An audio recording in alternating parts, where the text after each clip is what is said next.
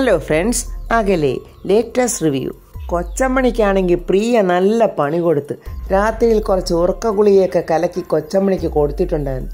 കൊച്ചമ്മണി അങ്ങനെ നല്ലതുപോലെ അങ്ങ് കിടന്നുറങ്ങി. കൊച്ചമ്മണി അങ്ങനെ ഉറക്കം എണീറ്റ് നോക്കുമ്പോൾ ഋതിക അവിടെ അങ്ങ് കാണാനില്ല. അയ്യോ, ഋതിക ഇതെവിടെ പോയി എന്നും പറഞ്ഞ് പാഞ്ഞു പറിച്ച് വന്ന് നോക്കുമ്പോൾ വേണിവേട്ടനും പ്രിയയും കൂടെ സംസാരിച്ചുകൊണ്ട് നിൽക്കുക. അവരുടെ അടുത്തോട്ട് വന്നിട്ട് കൊച്ചമ്മണി ചോദിക്കുക, അയ്യോ ആ കൃതിക എഴുന്നേറ്റ് പോയത് ഞാൻ കണ്ടില്ല, ഇങ്ങോട്ടെങ്ങാനും വന്നോ, എപ്പോഴാണ് എഴുന്നേറ്റ് പോയെന്ന് അറിഞ്ഞില്ലല്ലോ. അത് കേട്ടിട്ട് പ്രിയ പറയുക, പിന്നല്ലാതെ നിങ്ങൾ പോത്തുപോലെ കിടന്നുറങ്ങിയാൽ ഇപ്പം സമയം എന്തായെന്ന് നിങ്ങൾ കണ്ടില്ലേ. കൊച്ചമ്മണി പറയാ, അയ്യോ എന്താണെന്നറിയില്ല, ഒരുമാതിരി കള്ളു കുടിച്ചതുപോലെ ഞാൻ അങ്ങ് വല്ലാതെ ഉറങ്ങിപ്പോയി. വേണുവേട്ടനെയും പ്രിയയും ചിരി അടക്കാൻ വളരെ പാടുപെടുന്നുണ്ട്.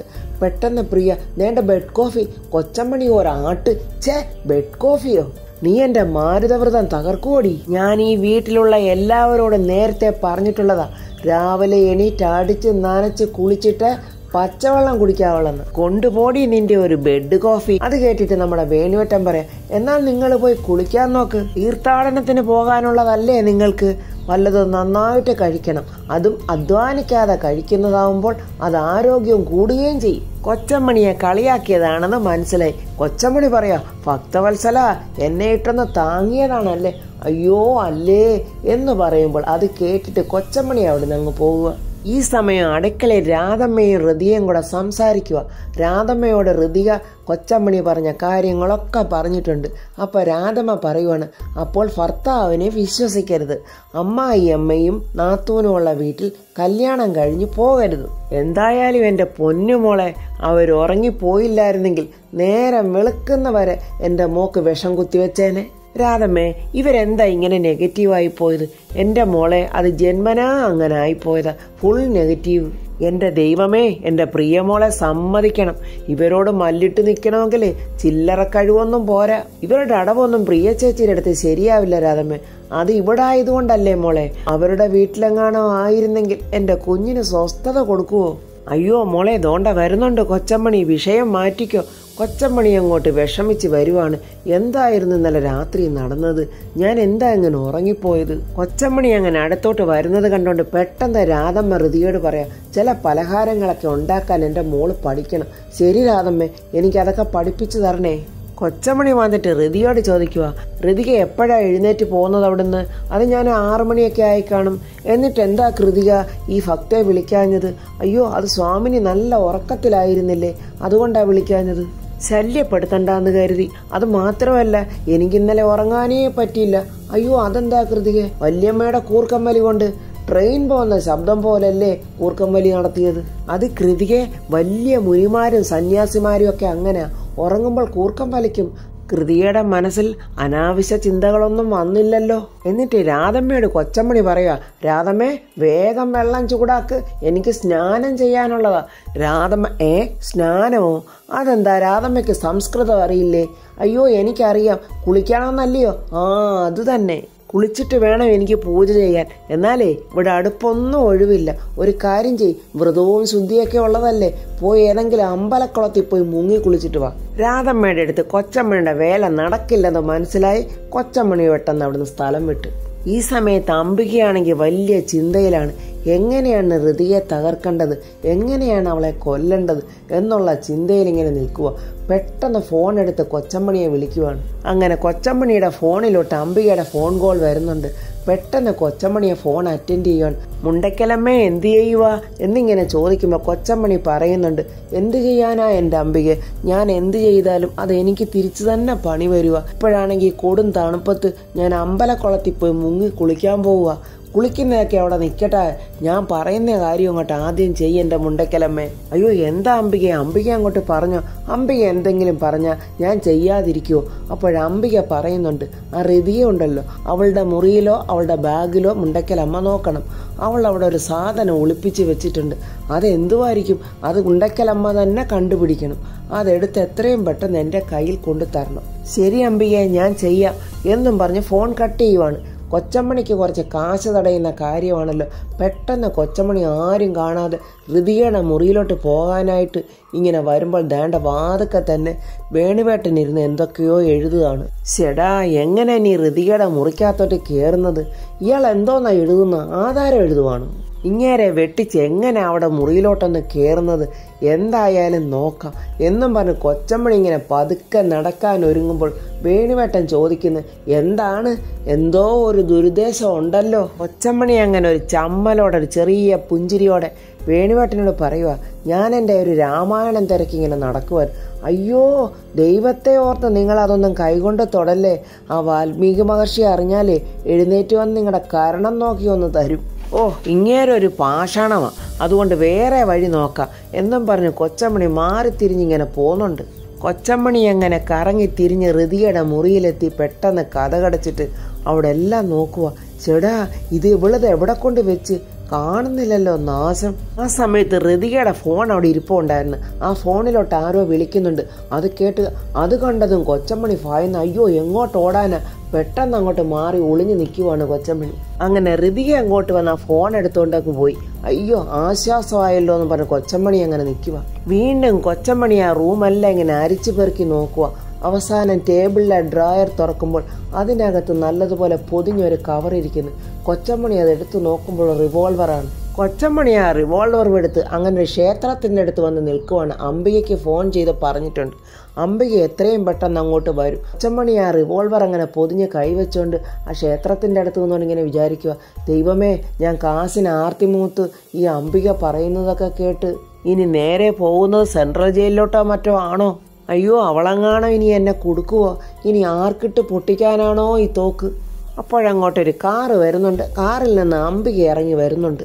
അംബിക അടുത്തോട്ട് വന്നിട്ട് ചോദിക്കുന്നു, അയ്യോ, കാത്തുനിന്ന് വലഞ്ഞോ വല്യമ്മേ? കാത്തു നിൽക്കുന്നതിൽ ഒന്നും എനിക്ക് യാതൊരു വിഷമവും ഇല്ല. ഞാൻ ഈ കയ്യിൽ വെച്ചിരിക്കുന്ന സാധനം അപകടം നിറഞ്ഞതാണല്ലോ. എന്നെ കണ്ടാൽ തന്നെ ഒരു വസപ്പസക തോന്നുന്നതുകൊണ്ട് പോലീസുകാരെങ്ങാനും എന്നെ കണ്ടാൽ പിടിക്കുമല്ലോ. അവരങ്ങനെ എൻ്റെ കയ്യിൽ നിന്നും തോക്ക് പിടിച്ച് വാങ്ങിച്ചാൽ പിന്നെ ഞാൻ എന്തു ചെയ്യൂ അംബികേ? അല്ല, അങ്ങനെ വല്ലതും വന്നാൽ മുണ്ടക്കലമ്മ എന്തു ചെയ്യും? അതെ, എൻ്റെ വർമ്മം നോക്കി ഇടിയങ്ങാനും കിട്ടിയാൽ ഞാൻ പറയും ഇതെല്ലാം അംബിക പറഞ്ഞിട്ട് ചെയ്തതാണെന്ന്. ആഹാ, അത് കൊള്ളാമല്ലോ. അപ്പം മുണ്ടക്കലമ്മ എന്നെ ചതിക്കും അല്ലേ? പിന്നെ ഗത്യന്തരമില്ലാതെ വന്നാൽ ഞാൻ എന്ത് ചെയ്യും? ദാണ്ട ഈ റോസാപ്പൂ അങ്ങ് ഏറ്റുവാങ്ങ്, എനിക്കിനി ഇത് കൈ വെച്ചോണ്ട് നിൽക്കാൻ വയ്യ എന്നും പറഞ്ഞ് മുണ്ടക്കലമ്മ റിവോൾവർ അംബികയുടെ കയ്യിലോട്ട് കൊടുക്കുവാണ്. അയ്യോ, ഇത് ആർക്കിട്ട് പൊട്ടിക്കാനാ അംബികയെ? പെട്ടെന്ന് അംബിക ആ റിവോൾവറൊക്കെ അങ്ങോട്ട് എടുത്തിട്ട് കൊച്ചമ്മണിയുടെ നേർക്കങ്ങോട്ട് ഞൂണ്ടുവാണ്. അയ്യോ എന്നും പറഞ്ഞ് കൊച്ചമ്മണി പേടിച്ച് നിലവിളിക്കുക. അയ്യോ അംബികയെ, വേണ്ട, ഇത് പൊട്ടും, ഞാൻ കാഞ്ഞു പോവും അംബികയെ. ഞാൻ പണ്ട് പാൽക്കാരി അംബികയെന്നൊക്കെ വിളിച്ചിട്ടുണ്ട്, അതൊക്കെ മാപ്പാക്കണോ അംബികയെ? അംബികയെ ഇങ്ങനെ അട്ടഹസിച്ച് ചിരിച്ചോണ്ട് പറയാ, ഈ തോക്ക് കൊണ്ട് മുണ്ടക്കൽ കൊച്ചമ്മണിയെ ഞാൻ കൊല്ലും. അയ്യോ എൻ്റെ ഭഗവാനെ, ഭഗവതിയെ, ഓടി വരണേ, രക്ഷിക്കണേ എന്നും പറഞ്ഞ് കൊച്ചമ്മണി നിലവിളിക്കുക. എന്താ തള്ളേ, നിങ്ങളുടെ വേലക്കാരാണോ അവരൊക്കെ നിങ്ങൾ വിളിക്കുമ്പോൾ ഓടി വരാൻ? അംബിക ചോദിക്കുക. അവസാനമായിട്ട് നിങ്ങൾക്ക് എന്തെങ്കിലും ആഗ്രഹമുണ്ടോ? കൊച്ചമ്മണി ഉടനെ പറയാ, മന്തി ബിരിയാണി കഴിക്കണം. മിണ്ടിപ്പോകരുത് എന്നും പറഞ്ഞ് കൊച്ചമ്മണിയുടെ നേരെ ഇങ്ങനെ തോക്ക് ചൂണ്ടി പിടിക്കുവാണ് അംബിക. അതെ മുണ്ടക്കലമ്മേ, നിങ്ങൾ വെടിയേറ്റ് മരിച്ചാലുണ്ടല്ലോ ആ കുറ്റം ഞാൻ ഋതികയുടെ തലയെ കെട്ടിവെക്കും. ഒന്ന് പോടി അലവലാതി എന്നും പറഞ്ഞ് മുണ്ടക്കലമ്മ ഓടാൻ നോക്കും. ഹാൻഡ്സ് അപ്പ് എന്നിങ്ങനെ അംബിക പറയുമ്പോൾ രണ്ട് കൈയും പൊക്കി കൊച്ചമ്മണി അങ്ങനെ നിൽക്കുവാണ്. എൻ്റെ ഈശ്വരന്മാരെ, ഞാനങ്ങോട്ട് വരുവാണേ, എന്നെ അങ്ങോട്ട് എടുത്തോണേ. കൊച്ചമ്മണിയുടെ ആ വെപ്രാളമൊക്കെ കണ്ടിട്ട് പെട്ടെന്ന് അംബിക പൊട്ടിച്ചിരിക്കുക. എന്നിട്ട് പറയുക, എൻ്റെ മുണ്ടക്കലമ്മേ, ഈ ഗണ്ണ് ലോഡ് ചെയ്തിട്ടില്ല, ഞാനൊരു തമാശ കാണിച്ചതല്ലേ മുണ്ടക്കലമ്മേ. അയ്യോ എൻ്റെ അംബികയെ, ഇങ്ങനെ ഹൃദയസ്തംഭനം വരുന്ന പോലുള്ള തമാശകളൊന്നും ഇനി മേലാ കാണിക്കല്ലേ.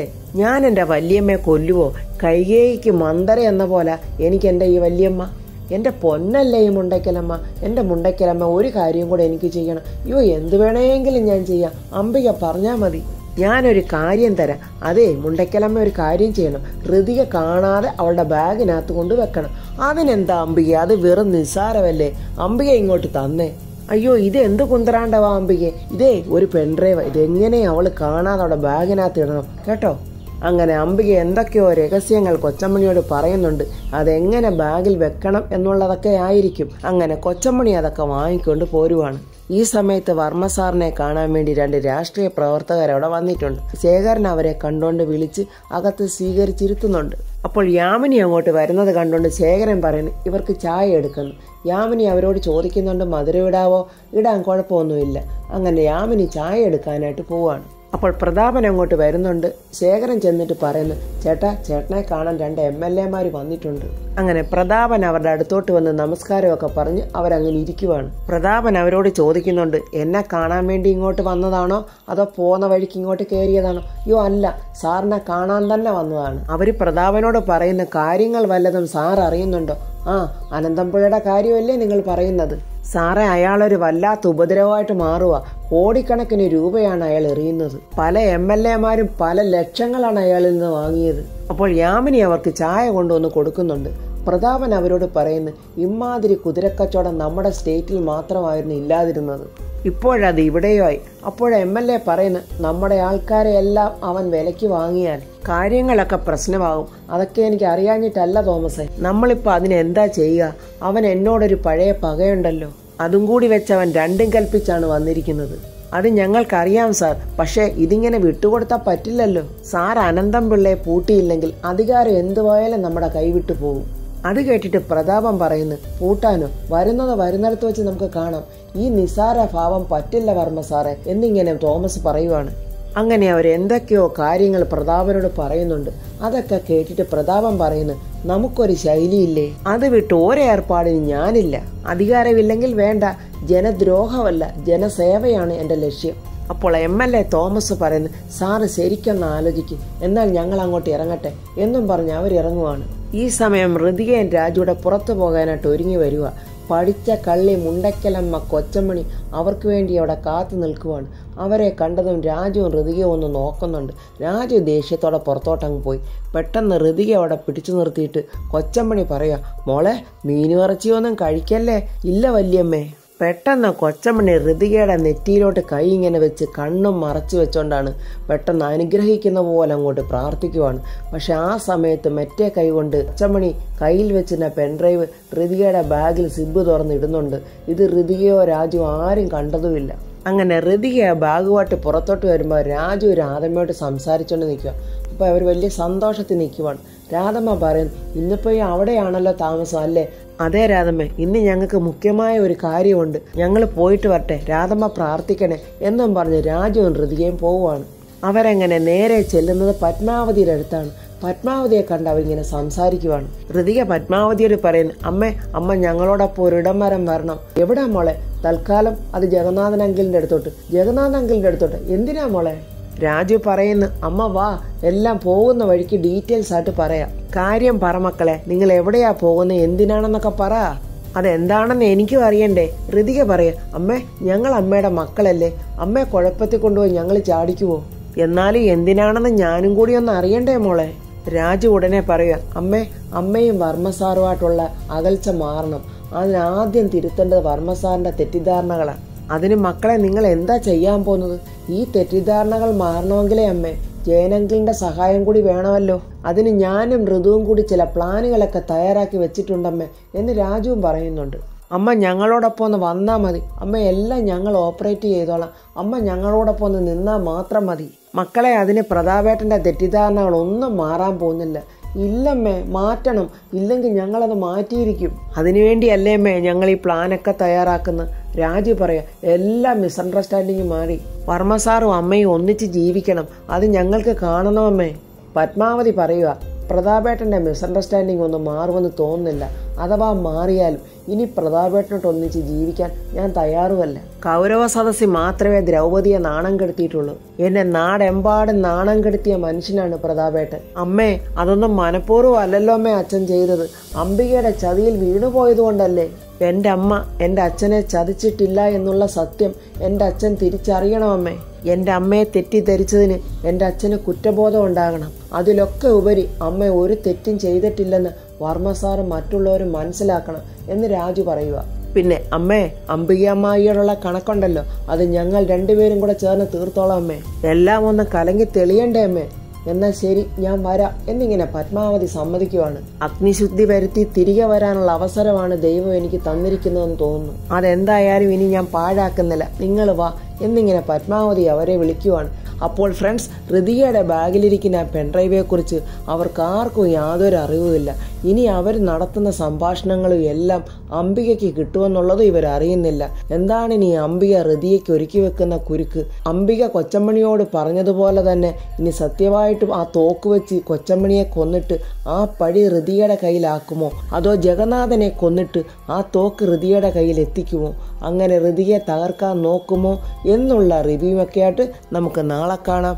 എൻ്റെ ഈ റിവ്യൂ ഇഷ്ടപ്പെട്ടാൽ ലൈക്കും കമൻസും, സബ്സ്ക്രൈബ് ചെയ്യാത്തവർ സബ്സ്ക്രൈബ് ചെയ്യണേ.